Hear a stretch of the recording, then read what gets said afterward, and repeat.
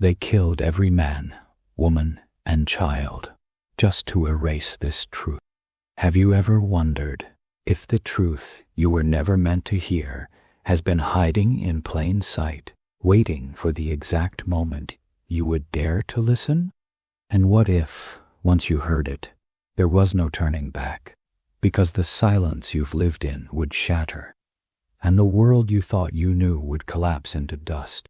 By the end of this journey, you will understand a teaching so dangerous that entire kingdoms bled to erase it, so luminous that it survived only in whispers, carried in the breath of those who refused to forget.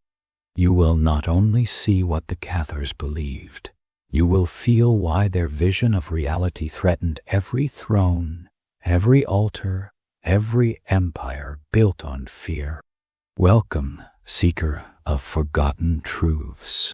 You step into a land where stone fortresses watch the mountains, and the air carries the memory of fire.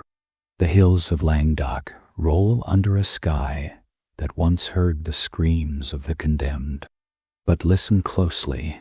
Beneath that echo, there is another sound, a quiet voice, not of the dead, but of those who knew a different kingdom was possible. You feel the rhythm of the past slow in your chest. The Cathars called themselves bonnes hommes, good men, and bonnes femmes, good women. They walked lightly on the earth, refusing to kill even the smallest creature. Their wealth was not gold, but clarity. They spoke of a God who was pure spirit, untainted by the world's cruelty. But their God was not the ruler preached from the pulpits. To them, the visible world was the creation of a lesser power, a false God, who trapped souls in cycles of birth and suffering. The true God, they said, had no hand in the making of matter.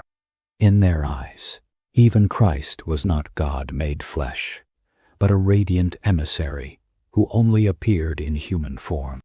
He had not come to die for humanity's sins, but to awaken souls to the vast deception of the material world and guide them back toward the realm of spirit, a message that struck at the very foundations of the Church's authority.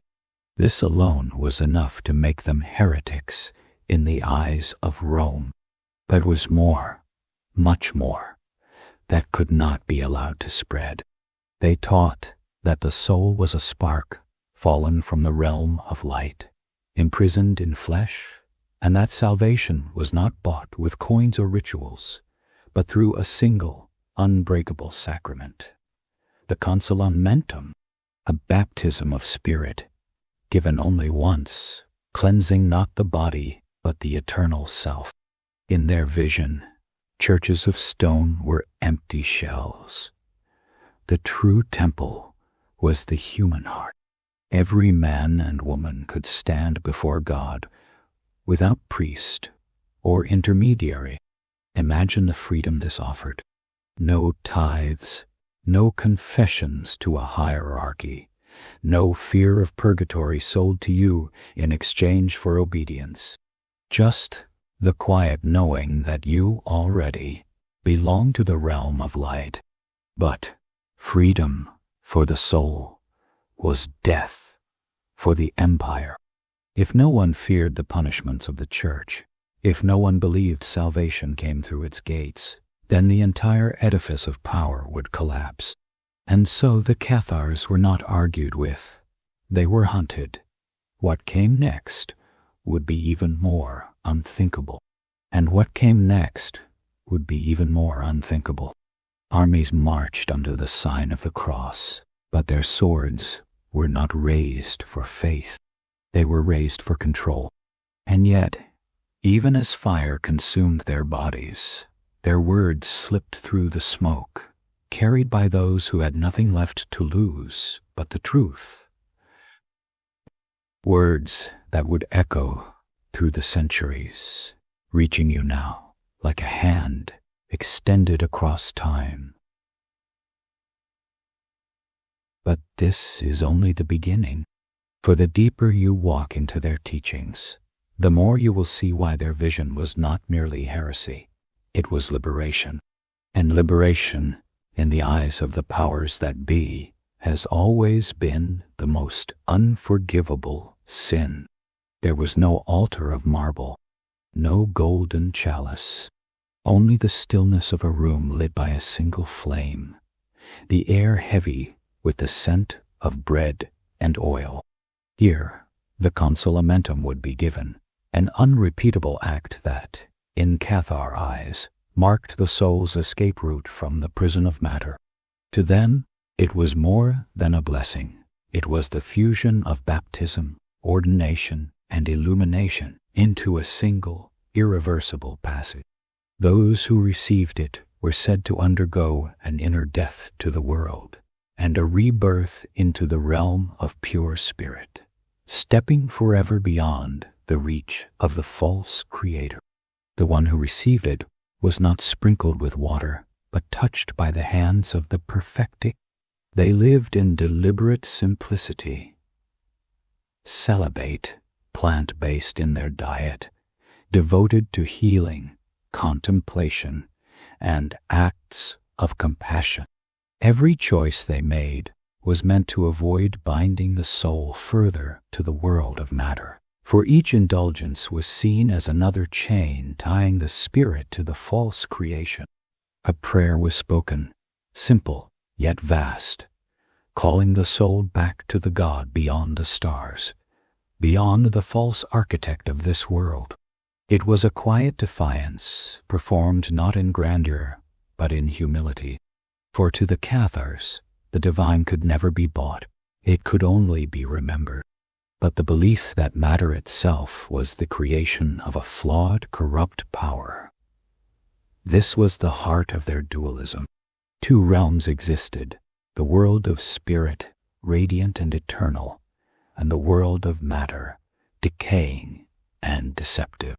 Every tree, every stone, every body was shaped by the demiurge, the lesser god, whom they identified with the Old Testament's vengeful ruler. It was a vision that found distant echoes in Persian Zoroastrianism, with its eternal struggle between light and darkness, and in certain strands of Eastern mysticism that spoke of the soul's exile from its true home. The Cathars saw themselves as heirs to this timeless current, believing their struggle to be part of a far older cosmic story that spanned cultures and centuries. And so, to them, the crucifix was not a symbol of salvation, but of suffering, an image of the false god's handiwork. This view bled into every corner of their daily life. They refused to swear oaths, for an oath tied you to the world of lies. They would not kill, for killing was the demiurge's work. They rejected the eating of animals, believing that all creatures carried sparks of the divine. Women and men shared equal roles in the faith. There was no sacred hierarchy of gender, only the shared responsibility to live in the light. Villages in the hills became havens for this quiet revolution. The perfecti would walk from home to home, offering counsel, healing the sick. Speaking of the realm where no injustice could touch the soul, peasants, nobles, and artisans alike found comfort in the message. You are not the property of kings, nor the debtors of priests. You are a child of the light, older than the stars. But such a message could not remain in the shadows forever. Word spread, and with it, fear. Fear not in the Cathar villages, but in the halls of those who rule. For every believer who turned to the Consolamentum, another coin slipped from the church's treasury. Another soul became unreachable by the machinery of fear. And then came the first strike. In the summer of 1209, under the banner of the cross, armies descended upon Béziers. The city was a mix of Catholic and Cathar, but no distinction would be made. Kill them all, the papal legate is said to have ordered, "God will know his own." By the day's end, the streets ran with blood, the bells of the churches ringing not in worship, but in warning. And if you had been there, standing at the gates, what would you have done? Yet the storm had only begun, and a far greater siege was on the horizon. And yet, even in the wake of slaughter, the faith did not vanish. Survivors scattered to the hills, carrying the memory of the light within them. To the Cathars, death at the hands of the world was no defeat, for the prison of matter had been broken. Yet the storm was far from over. What followed would be decades of siege, fire, and betrayal. And still, in the quiet moments between the flames, the teachings continued to pass from voice to voice, as if the truth itself had learned to survive by becoming a shadow. But the Cathar's greatest test was still to come, and it would be written in fire. High on a limestone peak in the Pyrenean foothills, Montségur rose like a vision, not a sprawling castle of gold and marble, but a citadel carved into the sky, a place where the air itself seemed closer to the realm of spirit. Here, the Cathars gathered in their final years, a sanctuary for those fleeing the Crusades' relentless grip. The path up was steep, winding through clouds and silence. At the summit, walls of pale stone caught the morning light like a beacon. Inside, the perfecti continued their work, teaching, healing, preparing souls for the Consolamentum. To them, Montségur was not a fortress of war, but a threshold between worlds. But in 1243, the armies came. The French crown, allied with the church, encircled the mountain. Archers took position on the slopes. Siege engines groaned into place. Month after month, the ring tightened. Inside, food dwindled. The winter wind cut like glass. Yet no one renounced their faith, for they believed that the walls were not their true defense. Their souls were. On a night heavy with frost, a small group slipped down the cliff, carrying with them something precious. Some say manuscripts, others a hidden treasure of the faith. Their destination remains a mystery, but those who stayed knew their fate was sealed. In March 1244, terms were given. Those who would renounce Cathar beliefs might live. Those who refused would die. The choice was no choice at all. Over 200 believers gathered in the courtyard, receiving the Consolamentum one last time. They sang softly, their voices threading through the cold air, not as prisoners awaiting execution, but as travelers ready to step beyond the veil. At dawn, they descended from the fortress, not in chains, but in silence. A great pyre had been built in the meadow below. The smell of pitch and smoke thickened the air. The soldiers watched, perhaps expecting cries, but none came. One by one, the Cathars stepped into the fire, their faces turned toward the sky. Could you have walked into the flames, knowing it was the only way to keep the light alive? For them, this was not an ending. It was the breaking of the final lock, the moment the prison doors opened for the soul. They believed that if the soul was not freed in this life, it would return again and again through countless lifetimes, drawn back into the prison of flesh until it was purified. Death in the light was liberation. Death in ignorance was only another turning of the wheel. When the flames died, Montségur stood empty. The stone walls, scorched by siege, would eventually crumble. But the story of that ascent into fire would spread like embers carried on the wind, lighting the imaginations of poets, mystics, and seekers for centuries. But this was not the end of the Cathar spirit. It would slip into hidden valleys, into whispered teachings, into the hearts of those who looked at the world and saw not just what was, but what was meant to be. After Montségur, the land did not fall silent. It held its breath. The hills of Languedoc were still green, the markets still bustled, but something unseen pressed against the air. Yet, even in the ashes, a new and more insidious threat began to grow. The Crusades' armies may have withdrawn, but another force now rooted itself in the soil, the Inquisition. They came not with siege engines, but with ledgers and questions. Each village saw the arrival of Dominican friars, their black and white habits stark against the dusty roads. Names were recorded, whispers noted. A neighbor's glance could mean the difference between safety and ruin. Those accused were summoned to dim halls, where the air smelled of candle wax and fear.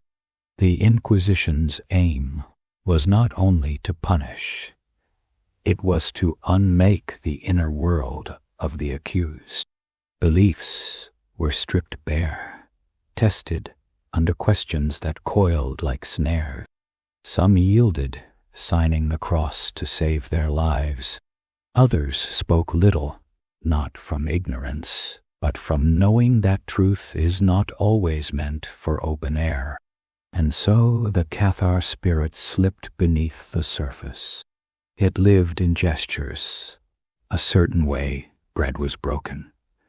A phrase spoken over wine. A meeting in a barn when the moon was dark. No books, no grand sermons. Only the memory of a path where the soul might walk free from the prison of matter. But secrecy carried its own peril. In 1310, in the city of Toulouse, entire families were brought before the inquisitors. They spoke of healers who would not bless with holy water, of prayers without saints, of a gospel that spoke of two realms. To the church, this was heresy reborn. To the believers, it was the last breath of something too sacred to name. By the mid-14th century, official records claimed the Cathars were gone. Yet in the hills, old songs still carried fragments of their teaching. A mother would hum to her child of a light beyond the sun. A dying man would murmur that this world was not the final home. And somewhere, in the hush between such words, the forbidden faith endured, not in stone fortresses, but in the quiet chambers of the human heart. But the story was still not finished, for what vanishes in plain sight often reappears in the shadows of another age. Centuries have passed since the last perfectus walked the winding paths of Languedoc, yet the land still remembers. The wind that sweeps through Montségur's ruins carries more than the scent of wild thyme. It carries a memory, not the kind written in ink, but the kind etched in the quiet between heartbeats. You stand there, feeling the stones beneath your feet, and it is as if the air itself leans close to speak. The church declared them gone, the ink of their condemnation dry for centuries. Yet in hidden archives and forgotten corners of Europe, their presence flickers like a candle in a sealed room. There are manuscripts whose margins bear unfamiliar symbols, circles within circles, twin pillars, a cross divided into light and shadow. To most, meaningless. To the initiated, a map, a path from the world that binds you to the truth, that frees you. The Cathar vision was more than a creed. It was a reorientation of the soul. To them, the material world was not the final truth, but a veil, woven of shadow and longing.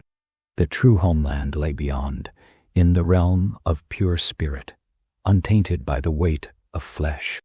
The Consolamentum, their single sacrament, was not just a blessing, it was a key to step beyond the cycle of return, beyond the reach of the false king who claimed dominion over the earth.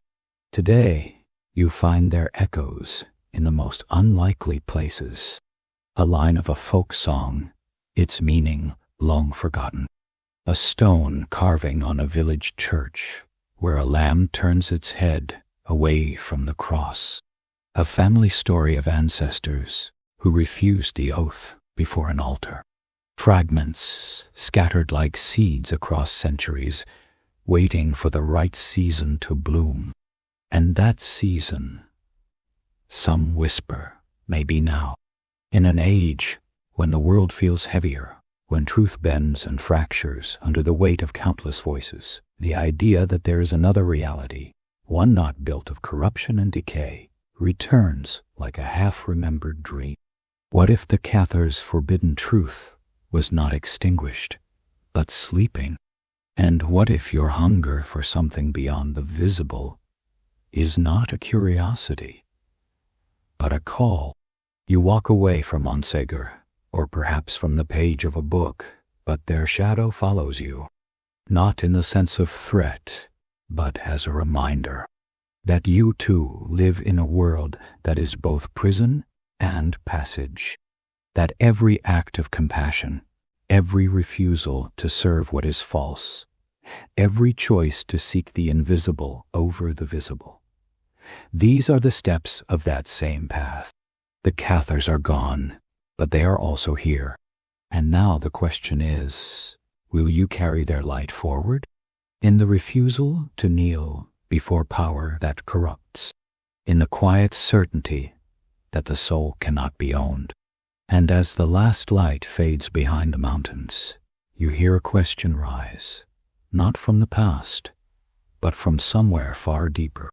If you were handed the key to the realm beyond the veil, would you dare to use it? And if this journey stirred something within you, some ember you didn't know still burned, then let it grow. Share in the comments what this awakening means to you. Subscribe so you don't lose the path. And leave a like so this truth can never be buried again.